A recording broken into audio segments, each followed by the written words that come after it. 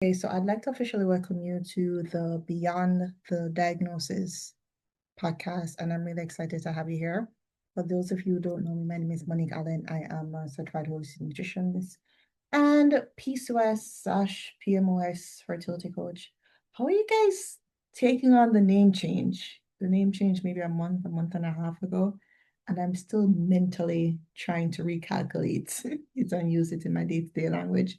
So if you ever hear me during this podcast or future podcasts falling back into saying PCOS instead of PMOS, which is polyendocrine metabolic ovarian syndrome, forgive me. It's taking my mind a little while to adjust. So adjust. Oh gosh, patwa. So today we're going to talk about PCOS, fertility, and all the things you should know about falling pregnant. And if you guys see me paring down, I'm looking at my phone. Don't mind that.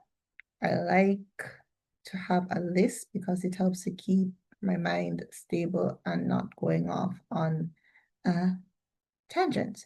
So again, I'd like to say that this is not medical advice. This is my attempt at providing you with self-empowerment information for you to fully understand what's happening and what your possible next steps will be. I'll also provide you with possible tips or conversations to have with your doctor to stir the situation in a way that'll work best to your advantage and basically teach you how to advocate for yourself. So let's start off with what PCOS is or PMOS is actually. Whew. All right. So for you to be diagnosed with PMOS, your doctor would have had to notice at least two of the following three presentations. One being regular cycles, meaning that you have less than 9 bleeds. I'm using the word bleeds loosely right now. Less than 9 bleeds for the year. Two, you have a high amount of male hormones, which manifests itself in the form of jawline acne, hair loss, excess body hair, and also a imbalance between your FSH and your LH, which are hormones which are very critical for your menstrual cycle, as well as other things. And the third presentation is an ultrasound showing cyst on the ovaries, which is quite interesting because not all women with PCOS will have cysts and not all women with cysts will have PCOS. So that's basically the diagnosis for basically the criteria for diagnosis. And with PCOS, your cycle tends to be irregular for some women, or you actually ovulate irregularly. So let me kind of roll back and say this. Just because you're seeing blood in your panties doesn't mean it's a period. Stay with me.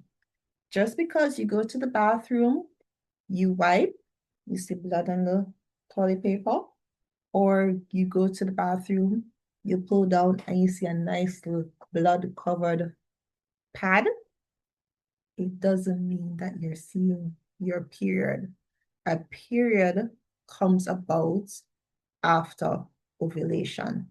So if you're seeing your blood right there on your panties or right there on the pad, you may just be having a bleed. All right. So remember that fact, stay with it, and let's just kind of roll back. So, paint the picture, right? So, as a woman with PCOS, your body is very sensitive, it's very delicate. It can't take on the same amount of stress as women without the condition, right? So, what does your body see as stress? Missing breakfast is stress. Over exercising is stress. Fake friends, stress. Man problem, stress. Workplace stress. Not sleeping properly, stress.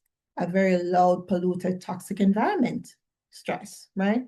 And your body sees all forms of stress as the same way, as well as issues with your blood sugar. I should mention that, and issues with your thyroid or inflammation. Your body sees all those things as stress, right? So when your body is stressed, your reproductive system shuts down. Why? Because your body says that we spend so much time and energy nurturing this baby egg. If we release it and she gets pregnant, She can't manage a baby right now. She can barely manage herself. What are we doing? So what does that happen? Imagine the menstrual cycle, right? Ovulation generally happens on day 14 for people that have a 28-day cycle. The normal cycle tends to be around 21 to 35 days or 28 to, I don't really want to say 21 because I can kind of throw you off, but let's just put it at 28, 28 to 35 days. So if every 35 days is a blood in your panties, that may mean that you ovulate around day 21. But let's come back to where we are, right? So your uterus says that we spend so much time and energy loving and nurturing this baby egg. We're not going to release it because she can't handle a pregnancy. So ovulation is supposed to happen. Your body pauses, it looks, it peeps, it checks, it says, she's not sleeping, she's not eating properly. She's stressed. You know what? I'm not releasing this egg. It sit back, wait another 14 days, repeats the process again. It look, it check, it peep, something is wrong, not releasing the egg. So that continues for a length of time until one of two things happen. Either ovulation actually occurs, or two, because these baby eggs still remain in the ovaries, these to be released eggs, she'll call them that, still remain in the ovaries, they can actually cause your body to produce excess estrogen, which causes the walls of uterus to thicken, which is a really interesting thing. That's one of the reasons why sometimes if you have PCOS, your doctor talks to you about the likelihood of you developing hyperplasia, endometrial hyperplasia, which is a thickening of the wall of the uterus, because again, these baby eggs are producing hormones causing the walls to thicken and you're not releasing the blood. So that's why they sometimes suggest you going for a surgery to do a scrape. But we're not talking about that right now. Let's kind of roll back and focus to the main point. So when your body realizes, ooh, I'm just shifting around things as I do. When your body realizes that something's wrong, you can't handle this pregnancy, goes through the constant process of trying to ovulate, let's just say every 14 days, right? Eventually, when there's a large amount of follicles, mature follicles within your ovaries, it can cause your body to produce excess estrogen, which causes the walls of uterus to build up.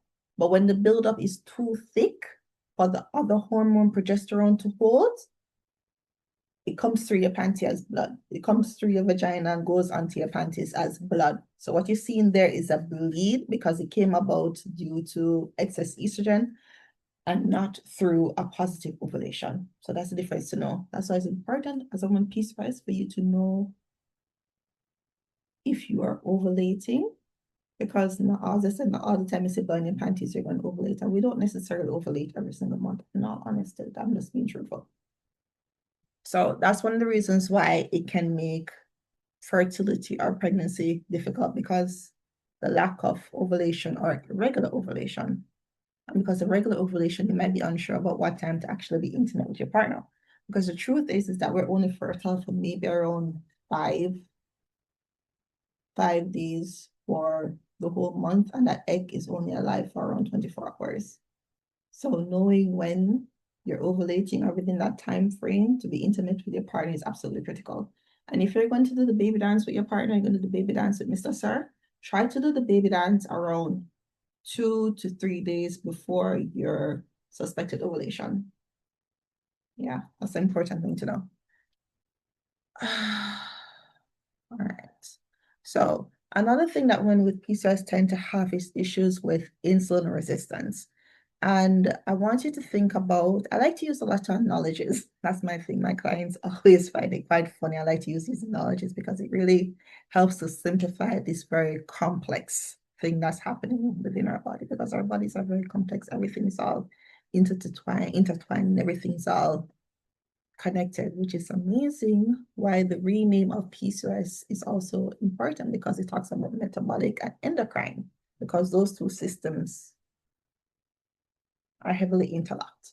So I'm keep going off on tangents. Okay. So insulin resistance. So what happens with PCOS, again, remember when I was saying that your body being a lot more sensitive, it's a bit different when it comes down to insulin. So when you eat, your body breaks down food into sugars. And these sugars have to go into the cells. That's where the hormone insulin comes into play. it basically holds onto the sugars and carries it to the cells. So on your cells, we have these things called cytokines. I want you to think of them as basically padlocks, right? That opens, lets in the insulin, closes, right? Lets in the sugar, I'm sorry, and closes, right?